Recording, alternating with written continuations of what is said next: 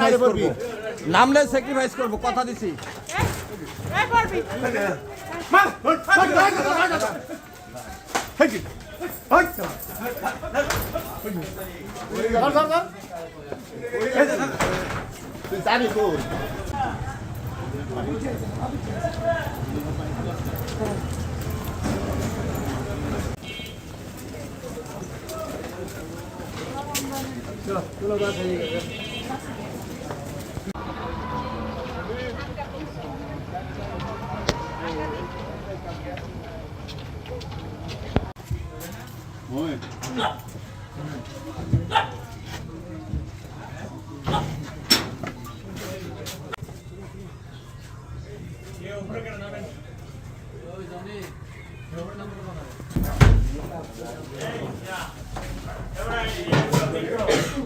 শব্দ হয়েছে, শব্দ হয়েছে তো এন্দাই। এই যে এটা খুলতে রেডি থাক বলো না পিছে।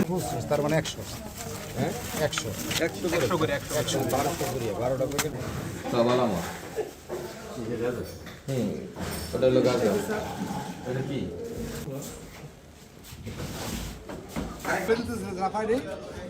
এই কথা বলেন আমি একেবারে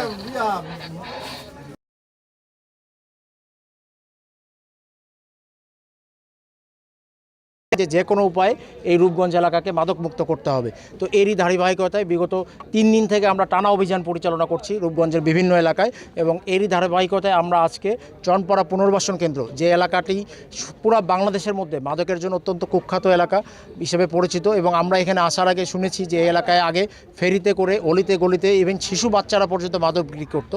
তো এই এলাকায় আমরা আজকে অতিরিক্ত ফোর্স নিয়ে 3টি টিমে বিভক্ত হয়ে পুরা চনপাড়া এলাকায় আমাদের চিহ্নিত যারা মাদক ব্যবসায়ী, পূর্বে যারা মাদক ব্যবসায়ী ছিল বা যাদের ওয়ারেন্ট আছে, মোটামুটি আমরা সবার বাসা টাচ করেছি, এবং মাদক ব্যবসায়ীদের মধ্যে একটা যে ভীতির সঞ্চার, যে মাদক ব্যবসার পরিণতি যে কতটা ভীতিকর হইতে পারে, এই বিষয়টা আমরা তাদেরকে দিতে পেরেছি, এবং এই অভিযানে আমরা 4 জনকে গ্রেপ্তার করেছি, এবং প্রায় 1200-র মতো 1200 পুরিয়া গাঁজা সহ অন্যান্য কিছু মাদকদ্রব্য গ্রেপ্তার করছি। সঠিক পরিমাণটা আমরা থানায় গিয়ে মেজারমেন্ট করতে